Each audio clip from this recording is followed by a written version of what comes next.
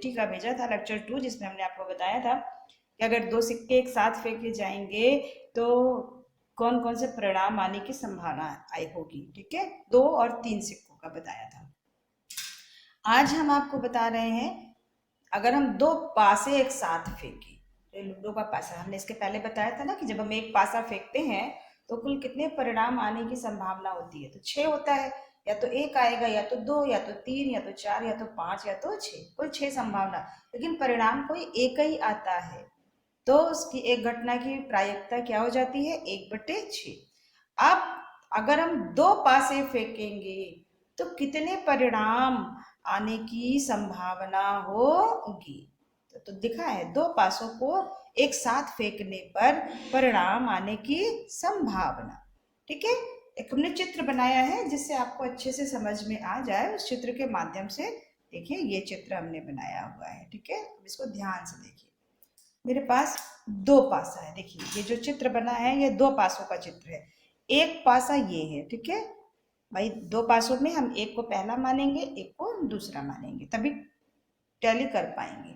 ठीक है, तो मान लीजिए अगर ये पहला पासा है ये वाला, और इसमें 1 आया हुआ है, इस पहले पासे में क्या आया हुआ है, 1, तो दूसरा पासा अगर हम फेंकेंगे तो दूसरा पासा फेंकने पर उसमें 1 भी आ सकता है, 2 भी आ सकता है, 3 भी आ सकता है, 4 भी आ सकता है, 5 भी और 6 भी। एक पासा फेंकने पर 1 आ गया एक पासे में, और दूसरे पासे में क्या आएगा, हम ये स्पष्टता तो नहीं कह सकते हैं, संभावना ही व्यक्त कर सकते हैं कि दूसरे वाले में हो सकता है भाई 1 आ जाए, 2 आ जाए, 3 आ जाए, 4 आ जाए, 5 आ जाए या 6 आ जाए। ठीक है, तो इस तरह से आप देखिए कि जब पहले सिक्के पे 1 आता है, सॉरी पासे पर 1 आया, तो दूसरे पासे पर ये 6 अंकों के आने की संभावना हुई। तो जब दूसरे पासे में अगर 1 आया तो परिणाम क्या हो गया, 1-1। मान लीजिए दूसरे पासे पर अगर 2 आया तो क्या हो जाएगा, 1-2 परिणाम हो जाएगा। मान लीजिए 1-2 ना आके 3 आ गया दूसरे पासे पर, 1-3 हो गया। 4 अगर आ गया तो 1-4 हो जाएगा। अगर ये भी नहीं आया, 5 आया तो वो परिणाम 1-5 हो जाएगा, और 6 अगर आएगा तो 1-6। यानी कि कुल कितने परिणाम हो गए, 2 पासों को हम अगर फेंकते हैं और अगर एक पासे पे 1 आ जाए और दूसरे पासे में से कोई, इसमें से कोई भी आ जाए, तो कुल कितने परिणामों की संभावना हो गई। लेकिन ने लिखा है कि अगर पहले पासे में 1 आए तो दूसरे पासे में भी अगर 1 आता है तो 1-1 हो जाएगा। अगर पहले पासे में 1 है, दूसरे में 2 हो गया तो 1-2 हो जाएगा। अगर पहले पासे में 1 है और दूसरे में 3 आ जाए तो 1-3। इसी तरह से 1-4, इसी तरह से 1-5, 1-6, यानी कुल 6 संभावनाएं हुई 2 पासों को। ये तो एक स्थिति थी। ठीक है, जब पहले पासे पर 1 आ रहा है। दूसरी स्थिति हम क्या कह रहे हैं, मान लीजिए दूसरे पास पहले पासे में 2 हो जाए। पहले वाले पासे में क्या आया था, 2 आया, 1 आया था। अब हम कह रहे पहले वाले पासे में 2 आ जाए, तो दूसरा पासा अगर फेंकेंगे तो उसमें फिर 6 संभावना बनेगी, 1, 2, 3, 4, 5, 6। तो परिणाम क्या हो जाएगा, 2-1 होगा, या तो 2-2 होगा, या तो 2-3 होगा, या तो 2-4 होगा, या तो 2-5 होगा, या तो 2-6। पहले में हमने कहा पहले पासे में अगर 1 है तो दूसरे पासे में इसमें से कोई भी चीज आ सकती है, तो कुल 6 परिणाम यहां से हो गए। फिर हमने कहा पहले पासे में 2 आ रहा है तो दूसरे पासे में फिर इन 6 में से कुछ आएगा, तो फिर हमारा परिणाम इधर 2-1, 2-2, 2-3, 2-4, 2-5, 2-6 हो गया। फिर हम कह रहे हैं तीसरी स्थिति में कि मान लीजिए हमारे पहले पासे में 3 आ जाए, पहले पासे में 3 अगर आ जाता है तो दूसरे पासे में हो सकता है 1 आए, या 2, या 3, या 4, या 5, या 6, कुछ भी आए। तो परिणाम फिर क्या हो जाएगा, 3-1, 3-2, 3-3, 3-4, 3-5, 3-6। इस तरह से यहाँ पर भी 6 परिणाम हो गए। फिर अगली स्थिति हम क्या कह रहे हैं कि मान लीजिए कि पहले वाले पासे में 4 आ जाए, ये पहले वाले पासे में 4 आ जाए तो दूसरे वाले में फिर आपका 6 में से कोई अंक आएगा, तो परिणाम क्या हो जाएगा, 4-1, 4-2, 4-3, 4-4, 4-5, 4-6। इसी तरह से अगर मान लीजिए पहले पासे में 5 आता है तो दूसरे पासे में इन 6 में से कुछ भी आएगा, तो परिणाम या तो 5-1 होगा, या तो 5-2, या तो 5-3, या 5-4, या 5-5, या 5-6। या हम कहें कि पहले पासे में 6 आ जाए तो दूसरे पासे में 1 2 3 4 5 6 में कुछ भी आएगा तो परिणाम हो जाएगा 6 1 6 2 6 3 6 4 6 5 6। इस तरह से हमने कितनी संभावना, परिणाम तो कोई एक ही आएगा, हो सकता है 1 2 आ जाए, हो सकता है 2 3 आ जाए, हो सकता है 4 2 हो जाए, कुछ भी आ जाए, परिणाम एक ही आएगा। लेकिन संभावनाएं कितनी हुई, संभावनाएं यहाँ से 6, यहाँ से 6, यहाँ से 6, यहाँ से 6, यहाँ से 6, यहाँ से 6, कुल कितनी संभावना होंगी? 36। 36 संभावनाएं हुई, ये आ सकता है, लेकिन परिणाम क्या होगा? कोई एक ही आएगा। तो ये जब दो पासों को हम फेंकते हैं तो कुल परिणाम आने की कितनी संभावनाएं होती है? 36। कुल परिणाम आने की संभावना 36 होती है। अब वो 36 में या तो 1 1 हो, या 1 2 1 3 1 4 1 5 1 6 आए, या 2 1 2 2 2 3 2 3, इस तरह से आप देखिए कुल 36 परिणाम जो संभावनाएं हैं वो हमने लिखा है। तो दो पासों को फेंकने पर 36 परिणाम आने की संभावना होती है। एक पासा, सॉरी, अब शुरू से हम आपको एक बार फिर से रिमाइंड कराते हैं। जब हम एक सिक्का फेंकते हैं तो कुल कितनी संभावना होती है? 2, या तो हेड या तो टेल, 2 परिणाम, अरे 2 संभावना। अगर हम एक पासा फेंकते हैं, केवल एक पासा, तो कुल कितनी संभावना हुई? 6 संभावना हुई, या तो 1 या तो 2 या तो 3 या 4 या 5 या 6। फिर हमने कहा अगर हम 2 सिक्का फेंकते हैं तो 4 परिणाम आने की संभावना होगी, या तो हेड हेड आएगा, या हेड टेल आएगा, या टेल हेड आएगा, या टेल टेल आएगा। ठीक है, उसी तरह से 3 सिक्कों का हमने बताया था कुल 8 परिणाम आने की संभावना होती है, और 2 पासों को फेंकने पर इस तरह से कुल 36 परिणाम आने की संभावना होती है। अब जो संभावनाएं होती हैं इसको हम बोलते हैं परिणामों, संभव परिणामों का समुच्चय। ये जितनी भी परिणाम आने की संभावना होती है उसको हम बोलते हैं संभव परिणामों या घटनाओं का समूह, जिसे हम एस से प्रदर्शित करते हैं। सभी संभव परिणामों या घटनाओं के समूह को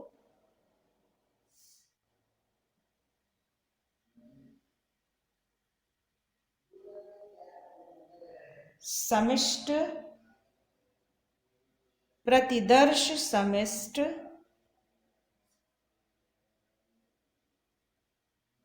कहते हैं, और इसे एस से प्रदर्शित करते हैं। ठीक है, एस से प्रदर्शित करते हैं। जैसे एक सिक्का फेंकने पर, एक सिक्का फेंकने पर परिणाम की संभावना क्या हो जाएगी? इसको हम बोलेंगे एस। एस बराबर, अब एक सिक्का फेंकेंगे, या तो हेड आएगा परिणाम, या तो टेल आएगा। इसे हम इस तरह से लेते हैं। अब अगर हम 2 सिक्का फेंकने पर परिणाम आने की संभावना, एस बराबर क्या हो जाएगा? या तो हेड हेड आएगा, या तो हेड टेल आएगा, या तो टेल हेड आएगा, या तो टेल टेल आएगा। इस तरह से इस समूह को हम प्रदर्शित करते हैं। ठीक है, तो ये जो आपके कोर्स में जितना था वो हमने आपको बताया। अब इस वाले में एक घटना आने की प्रायिकता क्या हो जाएगी? 1/36। इस वाले जब हम 2 पासे को फेंकते हैं तो किसी एक घटना के आने की प्रायिकता क्या हो जाएगी? ये किसी एक घटना आने की प्रायिकता, प्रायिकता क्या हो जाएगी आपकी? कोई एक परिणाम आएगा, ठीक है, और बटे संभावनाएं कितनी है? 36, कुल 1/36। और इन सभी घटनाओं को हम, ये जो सारी घटनाएं अगर है, इसको हम एस लिख करके इस तरह से सभी घटनाओं को लिख सकते हैं। या देखिए ऐसे ही ये S बराबर ये सारी घटनाएं है आपका। ठीक है, अब इसी पे बेस्ड आपका प्रश्न होता है, आता है। ठीक है, प्रश्न बहुत इजी है, तो हम आपको एक दो बता देते हैं, फिर आप लोग करिएगा। आप लोग को जो नहीं आएगा वो आप हमसे टेलीग्राम चैनल पर पूछ लीजिएगा। ठीक है, देखिए कुछ हम उदाहरण के सवाल बता रहे हैं, कुछ प्रश्नावली के सवाल बताएंगे, तो आपको अच्छे से समझ में आ जाएगा। देखिए ये एक एग्जाम्पल है। ठीक है, एग्जाम्पल आपकी किताब का ही है कि कोई कंपनी जो है, कोई कंपनी 10 लाख शेयर आमंत्रित करती है, आमंत्रित करती है और उसे प्राप्त करने के लिए 50 लाख लोग आवेदन करते हैं, तो प्रत्येक आवेदक का उस कंपनी का शेयर प्राप्त करने की संभावना ज्ञात कीजिए, करो। ठीक है, कोई कंपनी है जो 10 लाख शेयर आमंत्रित करती है, यानी उसे 10 लाख शेयर बांटना है। ठीक है, अब उस 10 लाख शेयर को प्राप्त करने के लिए 50 लाख लोग जो है आवेदन कर देते हैं। जैसे आप देखते हैं ना, नौकरी होती है, 1 नौकरी 1 लोगों की है, लेकिन फॉर्म भरने वाले 1000 लोग हो जाते हैं। ठीक उसी तरह से 10 लाख शेयर हैं कंपनी का, लेकिन उस शेयर को प्राप्त करने के लिए कितने लोगों ने फॉर्म भरा है? 50 लाख लोगों ने भरा हुआ है। तो एक आवेदक या एक व्यक्ति को उस कंपनी का शेयर प्राप्त करने की संभावना क्या होगी? भाई शेयर प्राप्त करने की संभावना। ठीक है, शेयर प्राप्त करने की संभावना, तो भाई जितना शेयर है उतना तो अलॉट होगी। 50 लाख शेयर है, अरे 10 लाख शेयर है, तो 10 लाख शेयर 10 लाख लोगों को तो दिया ही जाएगा, यानी परिणाम मेरा कुल कितना आएगा? 10 लाख। इकाई, दहाई, सैकड़ा, हजार, 10,000, लाख, 10 लाख। दहाई, सैकड़ा, हजार, 10,000, लाख, 10 लाख। 10 लाख शेयर तो बांटेगा ही वो। अब इस 10 लाख शेयर को प्राप्त करने के लिए कुल कितने लोगों की संभावना है? कितने लोगों ने आवेदन भरा है? 50 लाख। तो दहाई, सैकड़ा, हजार, 10,000, लाख, 10 लाख। इतने लोगों में से कितने लोगों को देना है? इतने लोगों में से, इतने आवेदन में से इतने लोगों को छांट करके देना है। तो एक व्यक्ति की या एक आवेदक की संभावना क्या हो गई?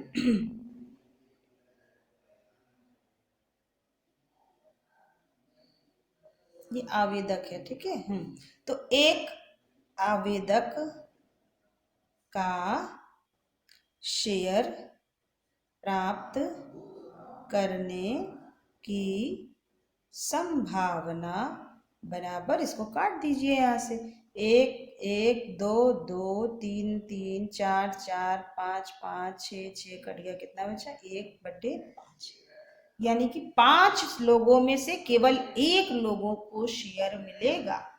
5 लोगों के बीच अगर हम निकालें तो 5 लोगों के बीच में से 1 लोग, तो एक आवेदक को शेयर प्राप्त करने की संभावना कितनी हो गई?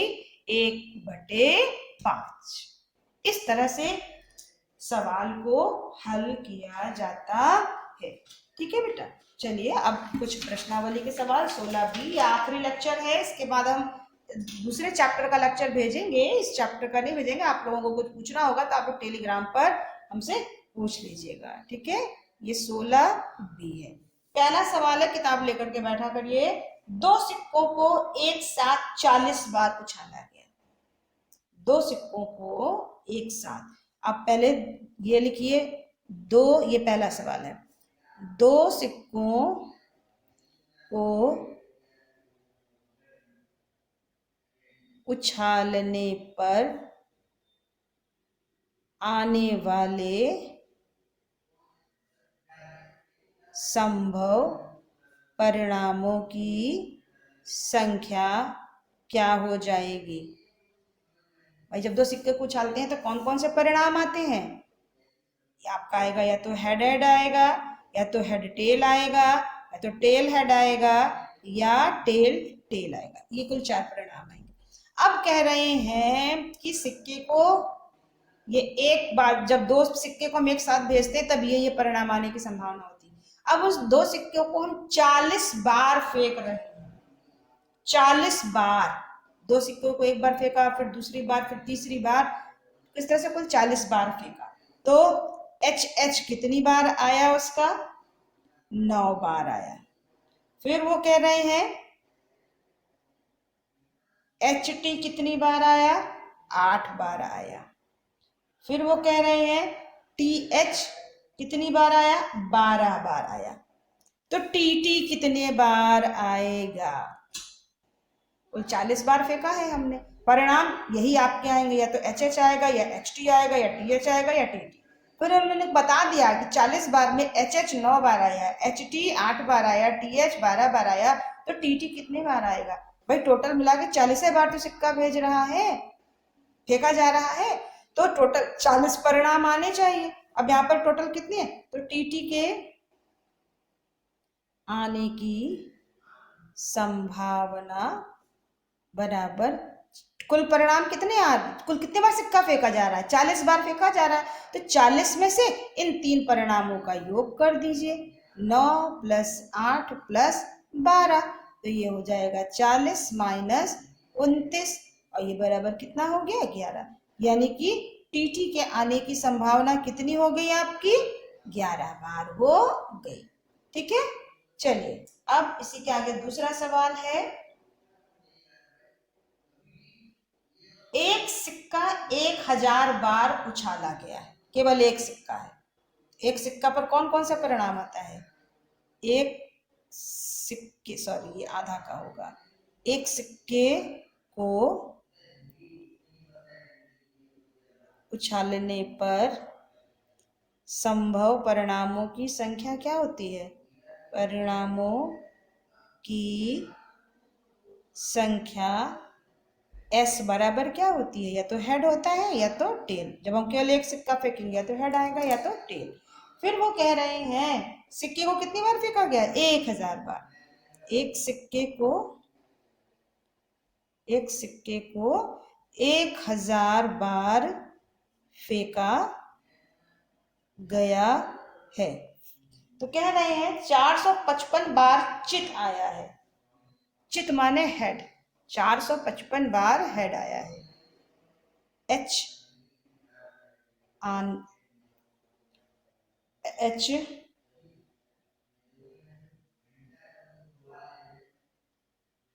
एच आने की संख्या, एच माने चित होता है भाई, आप लोग जो है चित आने की संख्या कितनी है? 455। तो कह रहे हैं पट का प्रतिशत ज्ञात करो, पट आने का। तो पहले हम ये ज्ञात करें पट आया कितनी बार है, प्रतिशत तो बाद में बताएंगे। तो पट आने की संख्या, अब हम सिक्के को कितनी बार फेंके हैं? 1000 बार फेंके हैं एक सिक्के को। उस 1000 बार में से चित कितनी बार आया है? 455। तो पट कितनी बार आएगा? 1000 में से 455 आप घटा दीजिए तो टोटल कितना हो जाएगा? 45, 545, 545 बार आएगा। अब इसको प्रतिशत में बदलना है, ठीक है? तो 545 को आप प्रतिशत में बदलने के लिए क्या करते हैं? 100 से गुणा करते हैं और 100 से भाग करते हैं, नहीं तो सिंपल सा आप 100 से भाग कर दीजिए, बस हो गया।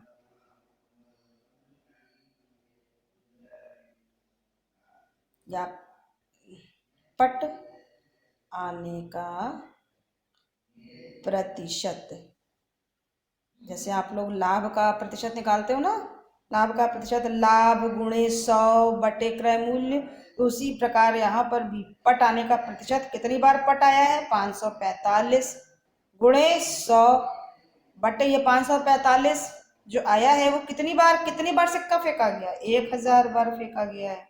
ये 2 जीरो से 2 जीरो कट गया, 10 से इसको भाग दे दोगे तो 54.5%। निपट आने का प्रतिशत क्या है आपका, 54.5%। तो ये आपका दूसरा सवाल था। ठीक है, अब तीसरा सवाल भी इसी तरह से है। आप यहाँ पर 2 सिक्का फेंका गया है 400 बार और 3 परिणाम दिए गए हैं, एक परिणाम के बारे में पूछा, सबका प्रतिशत अलग अलग पूछा है, तो आप सबका प्रतिशत जो है अलग से बता दीजिएगा। ठीक है बेटा, तो आज के लिए इतना ही। जो नहीं आएगा अब वो आप हमसे टेलीग्राम चैनल पर, चलिए आज के लिए राधे राधे।